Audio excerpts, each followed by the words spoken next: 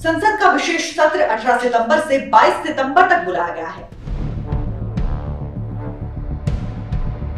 इस विशेष सत्र को बुलाने के बाद से ही विपक्ष अपनी नाराजगी जाहिर कर चुका है।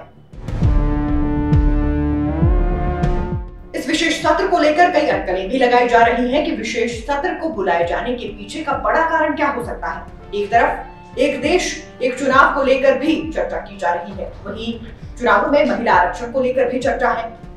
लेकिन बड़ा सवाल यह है कि असल में विशेष सत्र के पीछे की कहानी है क्या, यानी पर्दे के पीछे की असल सियासत क्या है। चलिए जानते हैं कि आखिर विशेष सत्र को बुलाए जाने के पीछे के बड़े कारण क्या हो सकते हैं।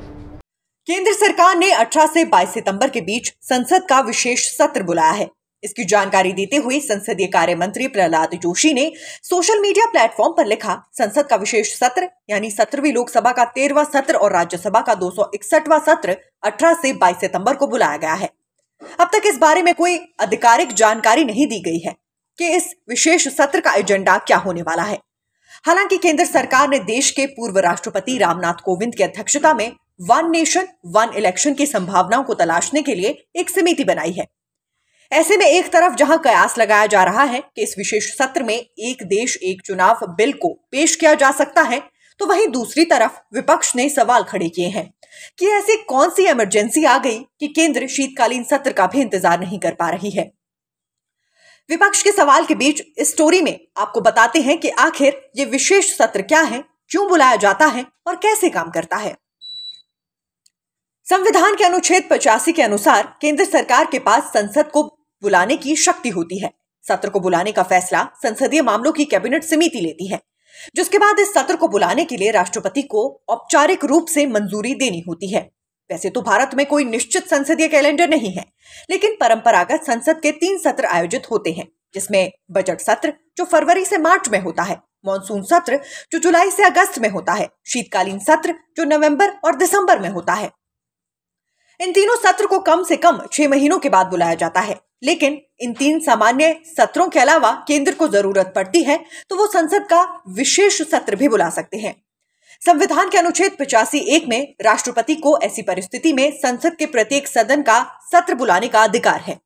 लोकसभा के विशेष सत्र को बुलाए जाने के लिए लोकसभा के कुल सदस्यों का 10वां हिस्सा यानी लोकसभा के लगभग 55 सदस्य राष्ट्रपति या लोकसभा अध्यक्ष को किसी इरादे के बारे में लिखित रूप में बताते हैं। संसद का ये विशेष सत्र उन 55 लोकसभा सदस्यों द्वारा भेजे गए निमंत्रण नोटिस में उल्लेखनीय विशिष्ट कामकाज को निपटाने के लिए आयोजित किया जाता है।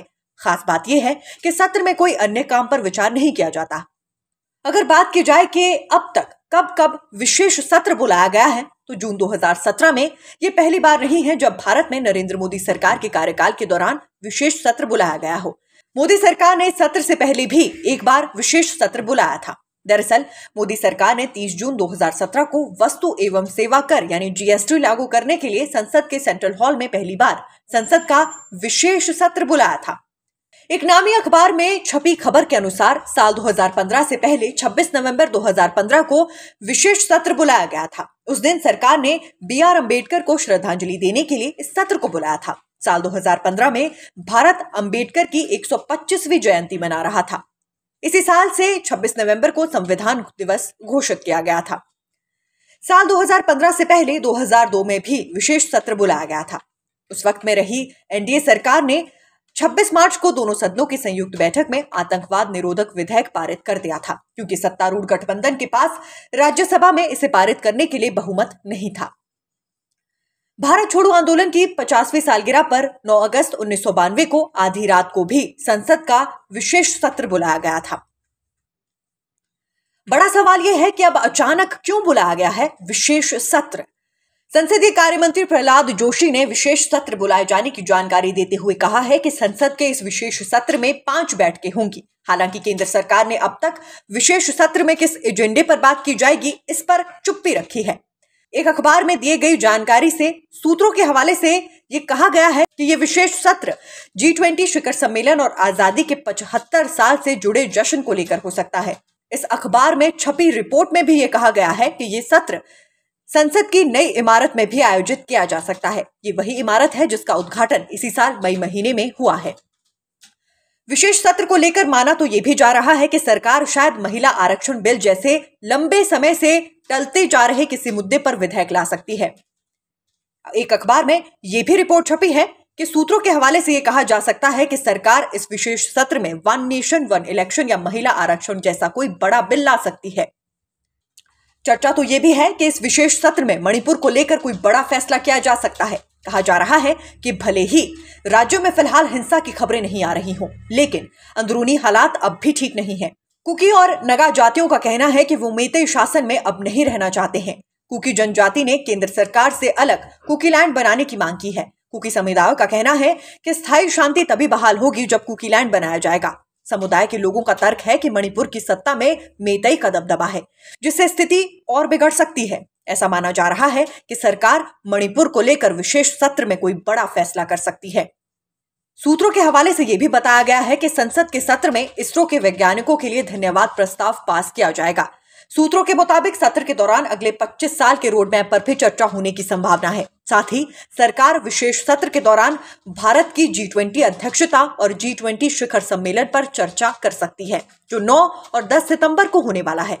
विपक्ष केंद्र सरकार के इस कदम को लेकर लगातार सत्ता पक्ष की आलोचना भी कर रहा है। विपक्षी पार्टियों का दावा है कि केंद्र ने विशेष सत्र को मुंबई में चल रही इंडिया गठबंधन की बैठक के जवाब में बुलाया है। भारतीय जनता पार्टी के एक वरिष्ठ नेता ने कहा है कि विशेष सत्र का एजेंडा शायद विपक्षी पार्टियों को बांट भी दे। उन्होंने कहा कि यह एक ऐसा विषय हो सकता है जिससे विपक्ष बंट जाए। हो सकता है कि कई बड़ी पार्टियां इस विधेयक को खारिज करने की स्थिति में ना रहे। वहीं एक और वरिष्ठ कांग्रेसी नेता ने कहा है कि सरकार विशेष सत्र बुलाकर शीतकालीन सत्र से छुटकारा पाना चाहती है, ताकि 5 राज्यों में आगामी विधानसभा के चुनावों के साथ ही समय से पहले लोकसभा चुनाव करवाने की संभावना तलाशी जा सके। वहीं कांग्रेस नेता राहुल गांधी ने केंद्र सरकार के इस कदम पर कहा कि सरकार का ऐसा करना दिखाता है कि वो कितना घबराई हुई है। राहुल ने मुंबई में हुए एक प्रेस कॉन्फ्रेंस में कहा कि जब भी आप अडानी का मामला उठाते हैं, पीएम बहुत ही असहज और घबरा जाते हैं। वहीं उद्धव ठाकरे गुट के शिवसेना की सांसद प्रियंका चतुर्वेदी ने केंद्र सरकार पर निशाना साधते हुए कहा कि गणेश चतुर्थी के त्योहार के समय ये विशेष सत्र बुलाना दुर्भाग्यपूर्ण है और हिंदू भावनाओं के विरुद्ध है। इसके लिए चुनी गई तारीखों से हैरान हूं। Nation speaks bureau report.